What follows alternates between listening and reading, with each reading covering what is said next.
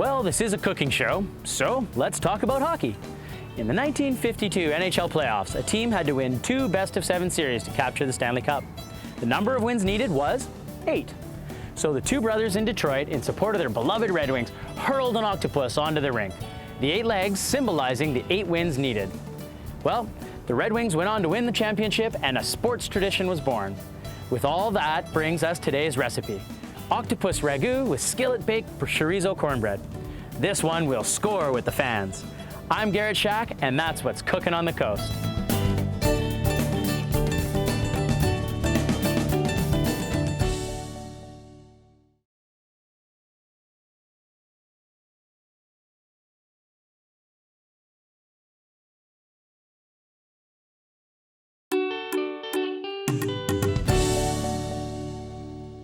Welcome back to Cooking on the Coast. Today we're using a Pacific Coast octopus to create a wonderful octopus ragout accompanied by a tasty skillet-baked chorizo cornbread. So let's get to it. Check out this octopus, Pacific Coast octopus.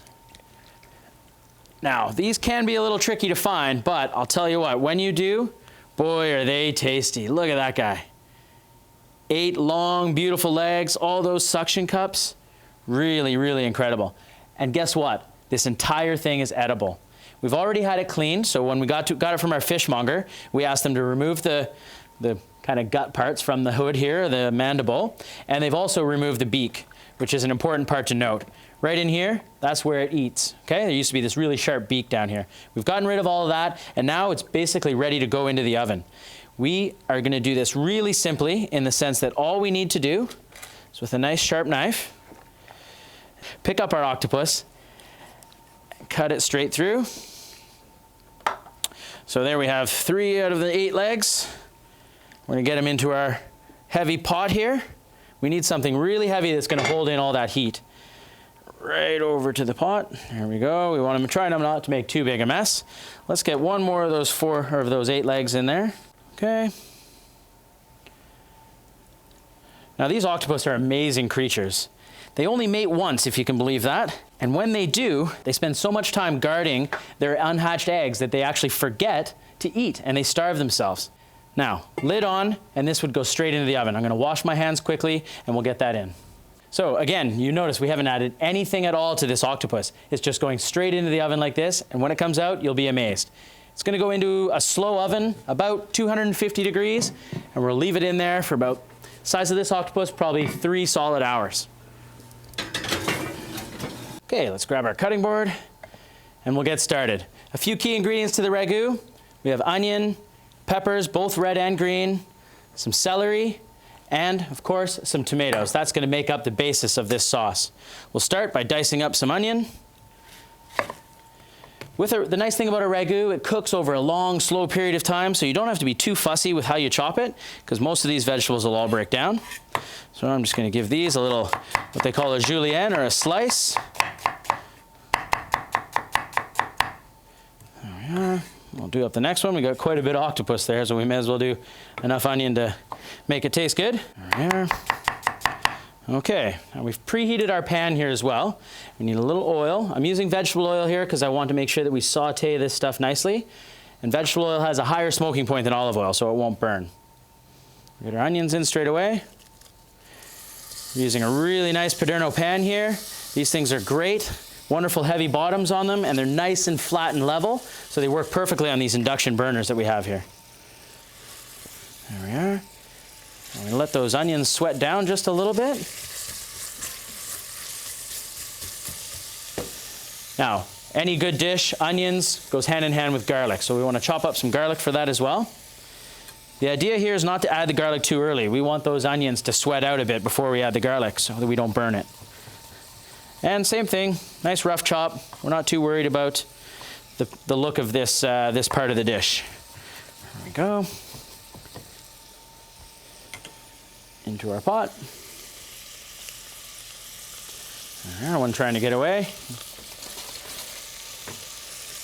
Perfect. Now we're gonna let this sweat. Sweating basically just means we're softening those colors or those flavors in the onion. We'll let that sweat as we chop up some peppers here. Now I'm using 2 different colors of peppers here. I personally love the green pepper. It has just a hint of bitterness to it, as opposed to the sweet red peppers or yellow that you see in the stores these days. Again, we want to cut a bit of that rib away. And I'm going to leave these in nice julienne slices just like that. There we go.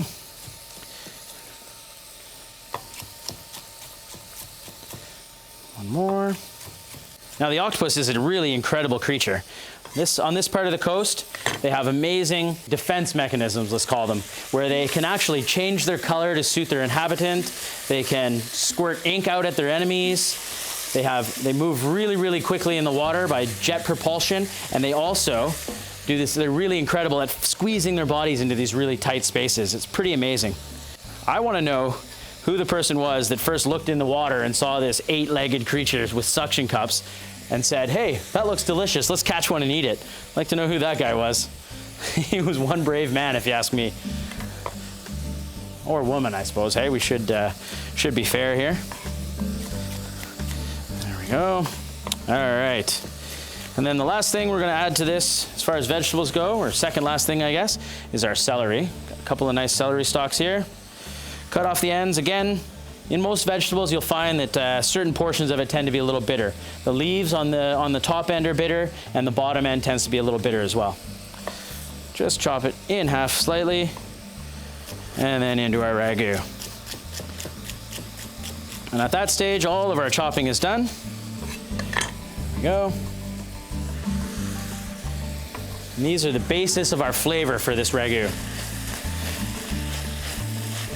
Sweat all of that down, let all those flavors come together. I want to add a little salt to this right now at this stage, early in the cooking. Not too much, because we're going to taste it a little bit later. But we want to add a little salt, just let that all come together. Okay. And then we have some whole plum tomatoes here, not crushed tomatoes. But what we want to do is when we put them in, we're going to crush them up with our hands a little bit. Right in. Check out this little trick here. I got some white wine, put a splash in the bowl or in the can if you happen to be using a can. Swish it around, and that all goes into our ragu as well. Okay, like I mentioned, these whole plum tomatoes, just give them a little squish with your hands. Whoa, hey, it's getting away from us there. So yeah, that's why we have sous chefs though. There we go.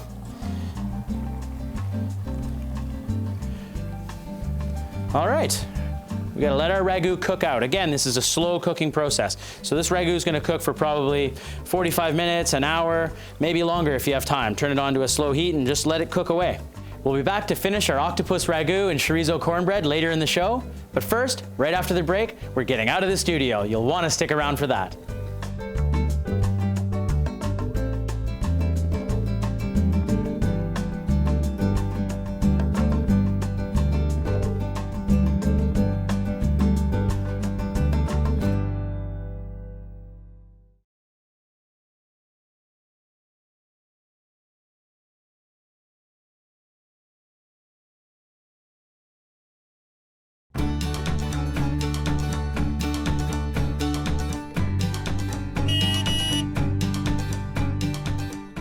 Now we've gotten out of the kitchen and we're out here featuring some of Victoria's finest food carts.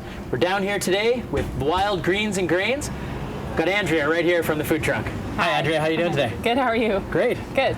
Well, what can you tell me about your truck and what you do? Well, we started this food truck. We wanted to make food for people that was healthy, that kind of fell under what we eat every day. So everything here is all gluten-free. Nice. We do healthy gourmet salads, and we do whole fruit smoothies. And we started this in the summer, so that's kind of our summer menu. We're we're slowly moving into the warmer food. So we have a couple soups on right now, and we'll be starting rice bowls probably tomorrow. Oh, so, very nice. Yeah, that sounds great. Yeah. And lots of quinoa. And yeah, so you can add on things to your salad. So quinoa or some protein. So we have different sausages. Today we have a bison sausage. Yum. And tuna salmon steak and a salmon steak and a tuna tataki. Very nice. And so what are you going to feature for us today? So I'm going to do the wilderness salad, and we're going to add quinoa to that and a bison sausage. Cool. Do you mind if I hop on board and you can show me how it all happens? No, that's great. Great. Come on Thanks in. very much. Okay. All right, Andrea. All so right. this is where it all happens. Yes, this is our salad bar here. Very nice. So the wilderness, I'm gonna pull out my bowl as I wanna toss our lettuce a little bit. Okay, this is where the wild greens come from. Absolutely, this is the wild green tray. So I'm gonna get this is a mix of organic greens and organic baby spinach. So I'm I gonna love get that. going. Lots of fresh spinach. Looks really crisp. Yeah, I love it's it. really nice. And You then gotta really know how to work in confined spaces when you're working on these trucks, Yeah, eh? absolutely. I mean, we're lucky we do have a little bit of a bigger truck, but it definitely is a space we find. So I just put some red onion on there. Perfect. And then this is our pear here. Lovely and fresh. Lots of flavors going on here. Yeah, absolutely. This is, I don't know, it just, I wasn't expecting it to be the most popular salad, but that's just kind of what it ended up being, so. It's taken off, has it? Absolutely. People come back for it every day. Very nice. Now, you mentioned that this is all healthful food, but it's not just for vegetarians, is it? No, it's not. We do fish and meat, and you know, Nice. we can do vegan if people want vegan as well. We do have some cheeses and stuff on some of our salads, but And this dressing that you're putting yeah. on So there. this is the basil balsamic dressing. Oh, delicious. Really good. Yeah, the basil Absolutely comes sweet, a little bit of that vinegar in there. absolutely. I can really smell it already, actually. Yeah, It's yeah, incredible. it's Very great. nice. The basil's actually from our garden, which we're really lucky. It's great. Nice. Yeah. Sticking to the homegrown, close to the cart technique, eh? Absolutely, I yeah. love it. Yeah. Perfect. So this one we were going to do with quinoa, so I'm going to go and get some of my quinoa just over here. The superfood, hey? Yeah, absolutely.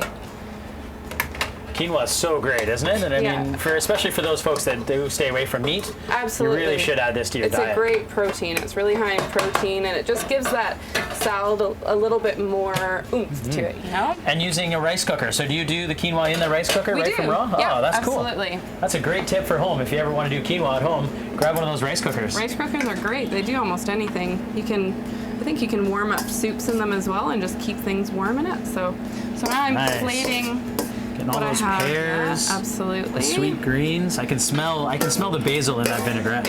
It's really lovely, isn't it? This is already a healthy portion, and now you're gonna add more? Absolutely. So we got some artichokes in here, some marinated artichokes. Very nice. Quick Great. chop, hey? Absolutely. Myself, I like to have kind of like a bite of every goodness in each bite of salad that I take. The perfect bite with each and every bite, eh? Absolutely, Nice. for sure. And then there's some soft goat cheese here to go on top of that. Add a little saltiness. I love Yeah. goat cheese. Yeah, which is another extra protein for those vegetarians who don't want the meat, which is great. Perfect.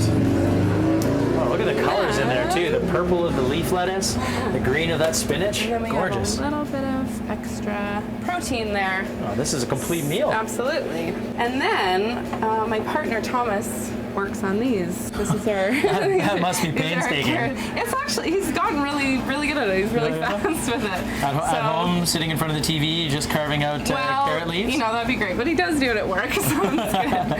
Very nice. So That's we're gorgeous. gonna pop that into the quinoa there, and then I think we have a bison sausage on the barbecue. So Perfect, because I'm a bit of a carnivore myself. So to complete this, you throw a bison sausage on there? Absolutely. Very nice. Yeah. I think this one's done. We're gonna pop that on the salad here, and voila. Voila. So that is the wilderness with quinoa and a bison sausage. Very nice. Yeah. Well, should we dig in? Yeah, All absolutely. right. Grab a fork. Yeah, for sure. I see one poking out right Oh, here. great. There you go. Alrighty, let's see. Got some artichoke here, a little bit of the lettuce. Oh, gotta get a piece of that bison. There we go. It's a big bite. Wow. That's incredible. You like it? Perfect. That dressing is just amazing. And Awesome. not too much. It's perfect. Great. Andrea, thank you so much for having me on your food truck today. Yeah, appreciate it. We'll be right back after I finish chewing this bite. Back in the studio with Cookin on the Coast.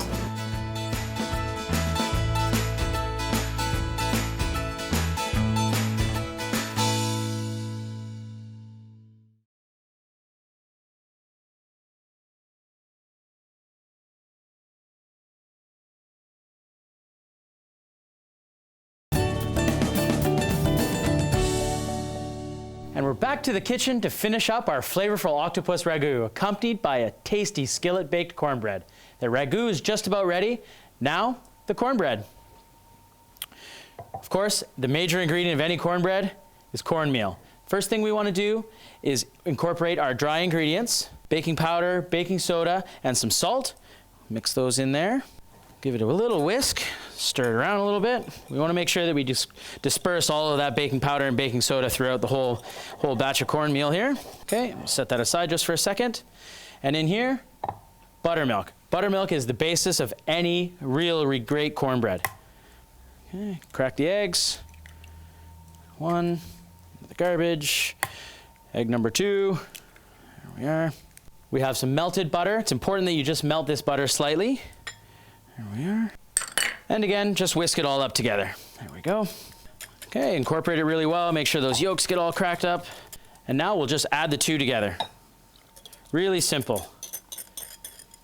No fancy baking stuff here. We just boom, boom, boom, throw it all together and mix. Now this isn't just your average cornbread. We're making a skillet baked cornbread. We've had a skillet in the oven baking away at 550 degrees Fahrenheit. And we're gonna grab that and put it out here right beside us. Now this thing is ripping hot. Don't just put it down on your counter, set it down on a cloth or one of those hot towels. We're gonna add our chorizo. There's that sizzle we're looking for. Some fresh chilies. Add as much or as little as you'd like. I like my chili cornbread pretty hot, so I'll add a bit more. And then some garlic. All of these things sizzle away in our pan here. Now, this is going to act as a base for our cornbread. Give it lots of flavor. The oil is starting to come out of there. Now let's dump this right over top. Make sure it's evenly dispersed. There we go. Now, because we're baking in a cast iron pan in the oven, what's going to happen is we're going to get this really great crust on the outside of our cornbread. It's going to go a little bit dark, but that's okay. That's what we're looking for here. Right in the center of the oven. Perfect. Okay, let that bake away 35, 40 minutes or so. Now let's turn our attention back to the octopus. We've pulled this out of the oven. This one baked for about 3 hours, and you can see how much that's changed. See how small the octopus has actually gotten now? Remember what we started with was this big ginormous thing that we pulled out of the ocean? Well, now it's cooked right down to this. We've let it cool so we can touch it, and we're just gonna pull it over to our cutting board here, something with a little ledge. See how it ledges on it? That'll catch some of the juices. Now, like I said, we've let it cool so we're able to touch it. Look at that, doesn't that look fantastic? And all that moisture, remember we started with a dry pan. All that moisture is in there. And now we wanna chop this up and add it to our ragout. So nice and tender. You can almost tell just by giving it a squeeze how nice and tender it's gotten. Lovely. Now down here at the end we have the little tentacles, which we can just add straight in. Those will be nice and tender already. And those add some wow factor to the dish, that's for sure. Okay, and then we'll just slice these up. You want to slice them fairly thin, kind of like squid as well. It's how you prepare it and how you slice it that makes all the difference here. So a nice sharp knife, cut right through. Smells great, perfectly cooked. I can tell how tender it is. You can see how my knife is slicing through there. This is going to be delicious. Into our ragout that's been cooking away as well. Just gonna add more flavor. Doesn't that look great? Okay. Wow, the smells in this pan are so incredible. Just love octopus. It's one of those great dishes from our west coast here. Last thing we need to do here to finish up this ragout is just add some fresh chopped herbs. I got some oregano here, some basil. Now it's important when you're using fresh herbs that you add them at the very end of your cooking process. Chop this up. Just rough chop again, and in we go. Perfect. Okay. Give it a good stir around, and then we'll get this onto our plate before we pull the chorizo cornbread out of the oven. Okay, find a nice piece of octopus there, and just set that right in the middle. There we are.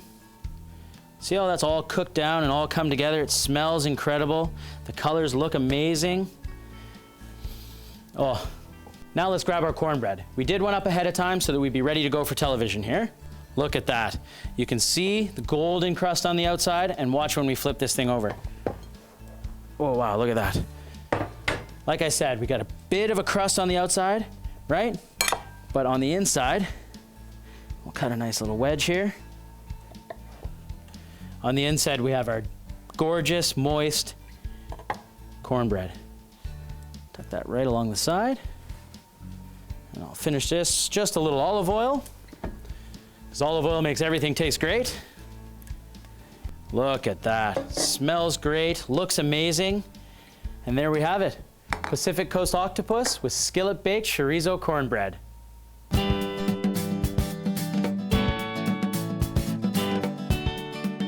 Now let's see what we can do for a beverage pairing with our feast. With me today is Andy from Averill Creek Winery. Andy, what have you selected today? Thank you very much for inviting me along. This is Averill Creek's Foch Cab. And Foch Cab is probably the most robust wine we can make in the Cowichan Valley.